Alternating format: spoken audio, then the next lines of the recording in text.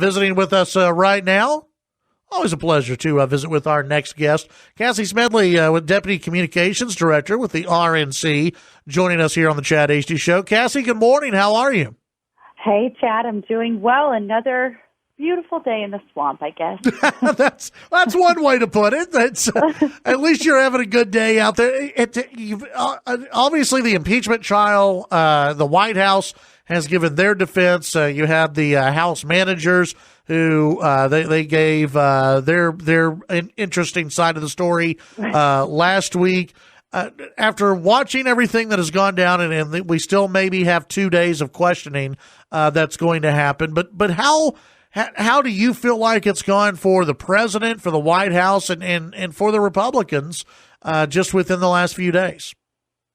Right. Well, we saw as soon as the president's defense team took to the podium, they dismantled the House managers' quote argument within just a couple of hours. What it took the Democrats to propose over 3 days, they dismantled within a couple of hours, and it really felt like the professionals, the adults, were in the room with the president's team, where they took it out very methodically, piece by piece, took the politics out of it, or rather shined a light on how political the Democrats were making it. But when you took this in an analytical way and from a constitutional way, there's no there. There's no argument there.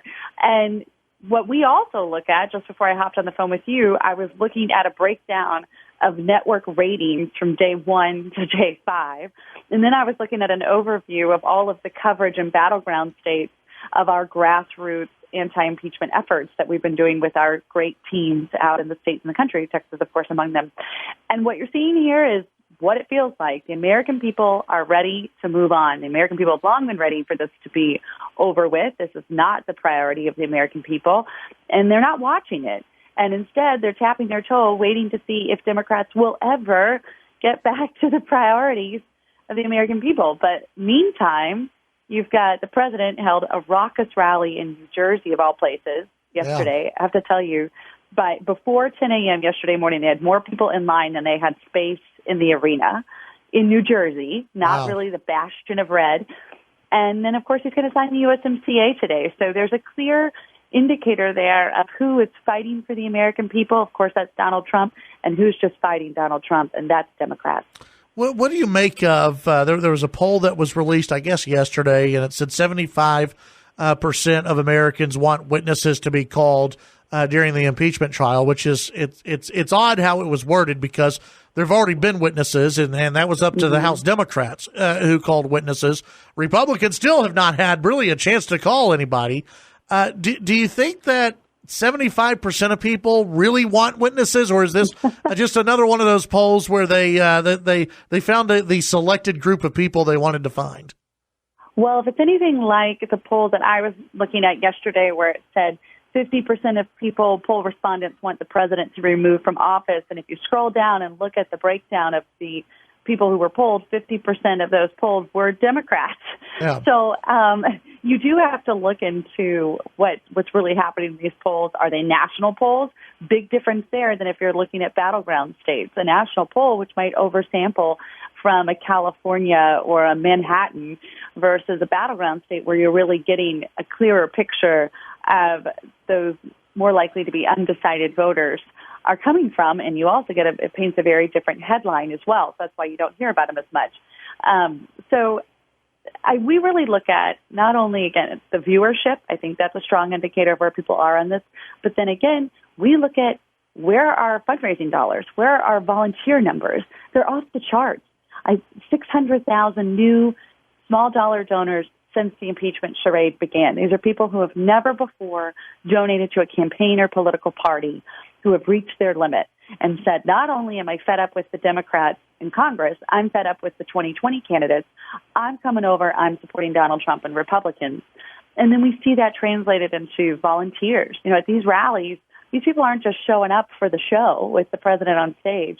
They're registering to vote. They're signing up to register their friends to vote. They're holding MAGA meetup watch parties, everything. They're involved, they're engaged, they're motivated.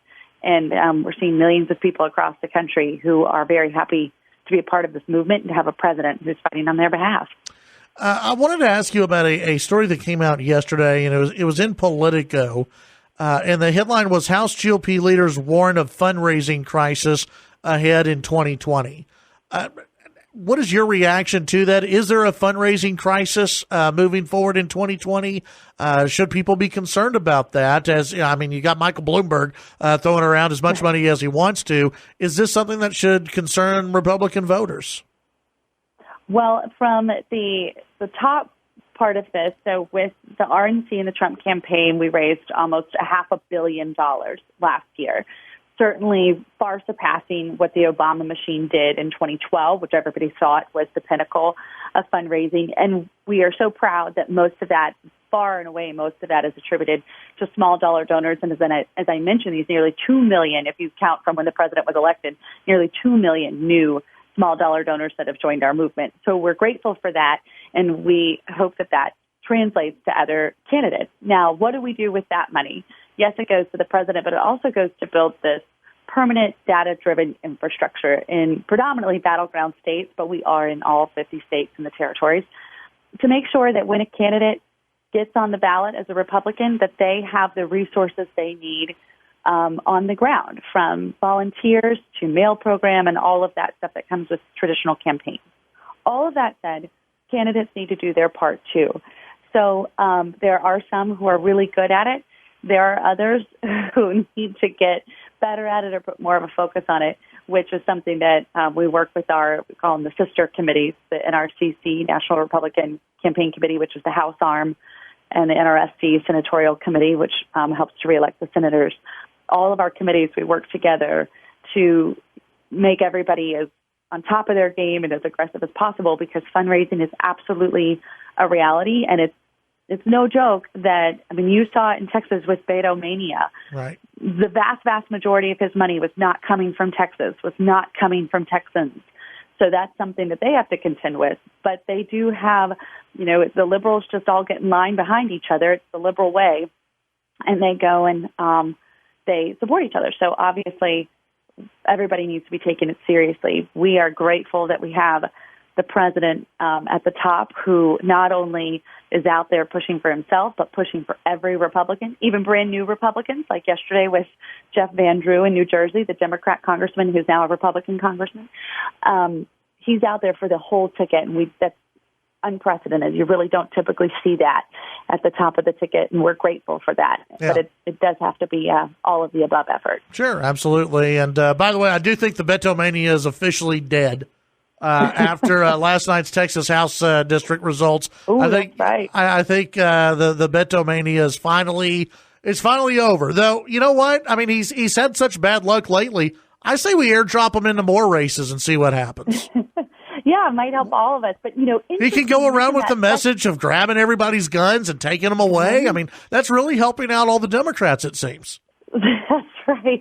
Well, and did you see there were lots of high-profile Democrats, nearly every presidential candidate, plus, the Castros were in there saying that this special election, the Texas, was going to be a bellwether election, an indicator of how Texas was going to go this November. Of course, it was a great victory for Republicans last night, and yet no coverage of it this morning. Yeah, it's odd. If it had gone the other way, you bet that would have been a different story on today's news. Yeah, absolutely. It's strange how that happens. Cassie, thank you so much for joining us today. We always appreciate it when you join us here on the program, and we'll visit with you down the road. My pleasure. Thanks for having me. Talk to you soon. All right. That's Cassie Smedley with the RNC, Deputy Communications Director. Chad Hasty Show, KFYO.